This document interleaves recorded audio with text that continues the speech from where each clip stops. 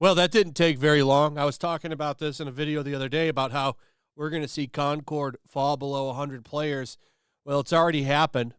In fact, the 24-hour peak was below 200. This game is quickly dying. It's performing at Suicide Squad levels. No, wait, excuse me. That game has 83 players in it, so it's actually doing a little bit better than Kill the Justice League. My bad. Wow, this game has fallen too. Wow, what a disastrous year for DEI gaming. You would think that they might reevaluate what they're doing, but I'm not so sure about that with this new Dustborn information that we're going to hit in a second. But yeah, this is really bad. So I would think by the end of the month, this game will probably be completely dead. Maybe 20 people sitting in the game, and that'll just be people with their computers on in a lobby, probably at the developer's studio, so that it still looks like there's somebody that enjoys this game. What an L for Sony. And Sony's had a good year, but this is a big blemish, a big one. And reports are coming in saying that this game made less than $1 million on Steam. Keep in mind, this game probably cost like $200 million to make. I'm just kind of throwing that number out there because it's not cheap to make a game like this, especially if it's true that it took them 8 years to make it. It's probably more. But I'm trying to be fair and generous with the number just to be safe. I think it's a fair estimate that it cost $200 million to make this game, and they only made about $1 million on Steam. I'd love to know how much they made on PlayStation. I'd love to know that number. They'll never tell us, but I bet you it's probably around the same figure.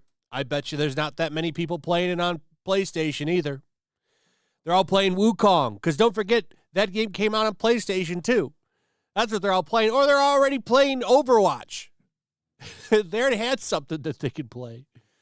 Bunch of free-to-play hero shooters. Marvel Rivals comes out next month. That's free-to-play too. They'll be playing that, not this. Oh, what a disaster. You love to see it, though. DEI needs to go away. But I don't think it's going to go away anytime soon, considering all of the free funding that they get for making these kinds of games. So this was interesting. We were all laughing at Norway and the EU for funding Dustborn and giving them a bunch of tax money. Turns out the United States of America gave them money too. $275,000 to be exact. Paying too much in gas? Groceries a little too much? Don't worry.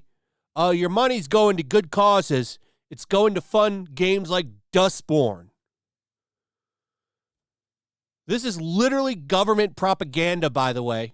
That's what this game is. So your tax dollars funded a game that didn't even sell so that we could get out literal government propaganda, as John A. Douglas puts here in his tweet, because he's right. The game is literal government propaganda.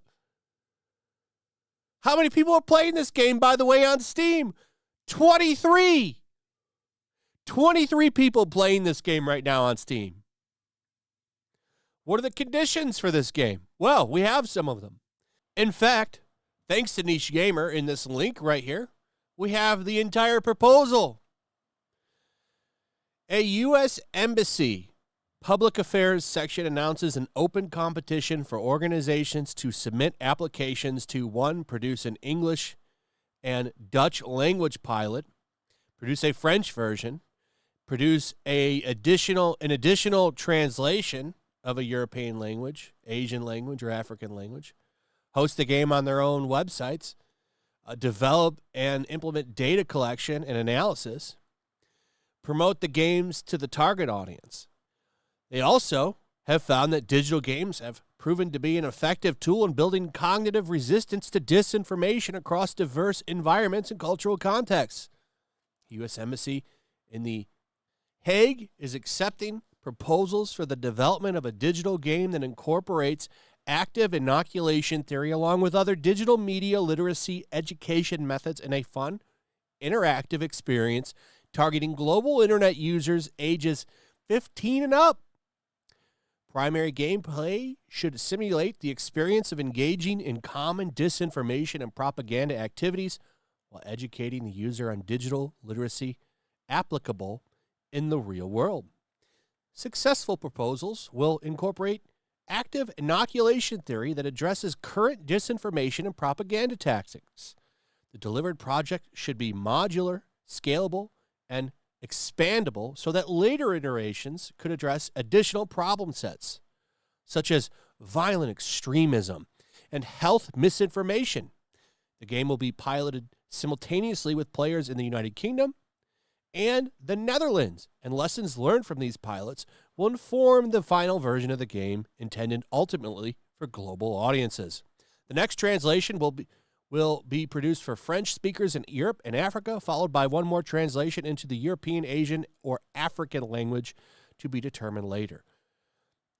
There's a lot here. I'm not going to go over all of this, but this is actually just a piece of the bullshit that your tax money goes out there to. You could look this up, by the way. I'm pretty sure you can look up and see what your money is going to in a lot of these grants. There's so much wasted taxpayer money that goes into grants. Like, this really is nothing compared to some of the nonsense that our tax money pays for. But it's got to piss you off knowing that your tax money paid for this game. Nobody's playing it. Literally wasted money so that they can make a propaganda game. What a joke. And the game is evil, by the way.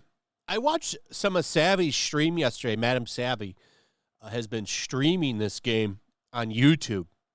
And I got to tell you, this is the most unlikable group of characters I've ever seen. And she's supposed to be the one you relate with and is a hero. And she's a jerk. She bullies people. She's mean to people for no reason. Literally spreads the woke mind virus. It's insane. It's hilarious that this game failed. But it's bullshit that tax money was spent on it. So I would encourage everybody to look into things that your tax money goes to, because you'd be quite surprised how much nonsense your tax dollars pay for. It's wild. But yeah, this is one of them. A game where your superpower is bully. We've learned to bully people. Bully gives us the power to force people to do something they may not want to do, or to make them feel bad about themselves in fights. This could be highly effective on targeted enemies. This game is actually evil, she says at the bottom of this post. Yeah, it's true. Anyway, that's pretty much it. Let me know what you guys think about all this in the comments. Also, if you would, please like, subscribe, share the video. Make sure you're still subscribed. Hit that notification bell, and we'll see you on the next one. Peace.